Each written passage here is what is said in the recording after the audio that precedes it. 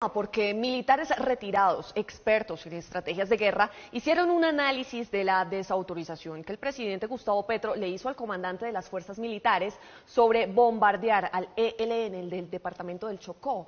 Dicen que al no haber cese al fuego con este grupo insurgente, sí se puede bombardear, según lo establece el derecho internacional humanitario.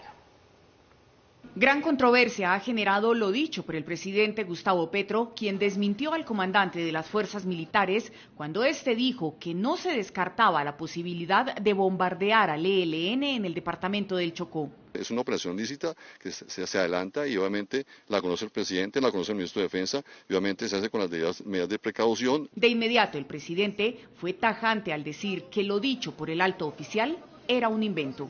De los últimos tiempos, acaba de inventarse en boca del comandante de las Fuerzas Militares de Colombia palabras que nunca dijo, que íbamos a bombardear los campamentos del ELN en el Chocó. ¿Y por qué lo hace? Perfidia. Lo expresado por el comandante de las fuerzas militares está fundamentado en las 2 veces que este año el ministro de Defensa ha afirmado que los bombardeos no están suspendidos. La primera fue el 21 de febrero, cuando Velázquez señaló que no había restricción para ejecutar bombardeos contra grupos ilegales. La segunda fue el pasado 19 de junio, cuando señaló que no se harían bombardeos solo donde fueran detectados menores de edad. En vista de lo anterior, el analista en conflicto, el coronel retirado Carlos Javier Soler, señaló que al no haber cese al fuego con el ELN, las tropas están en toda su función constitucional de ejecutar bombardeos. No es posible que habiendo levantado el cese al fuego, que estando el ELN en confrontación con el Estado, el primer mandatario y comandante supremo de las fuerzas militares cometa una omisión de su deber constitucional. Es decir, ¿cómo le va a decir a la fuerza militar que no use el bombardeo? Entonces lo que va a poner en riesgo es a 50 millones de colombianos o a 150.000 como en el Chocó. Soler fue claro en decir que las decisiones militares no deben ser confundidas con las decisiones políticas, ya que son conceptos y órdenes totalmente aparte. El ministro dice, bueno, bombardeemos sí, no hay menores. Nadie lo va a garantizar, señor ministro, pero en caso de que alguien se arriesgue y ahí digan que no hay menores, entonces, ¿por qué el presidente le va a quitar esta ventaja estratégica a la fuerza militar? ¿Por qué va a desautorizar al mando? Porque es que quien conduce las operaciones no es el presidente, es el comandante general de las fuerzas militares y el director de la policía y el comandante de la Fuerza Aérea y el Ejército.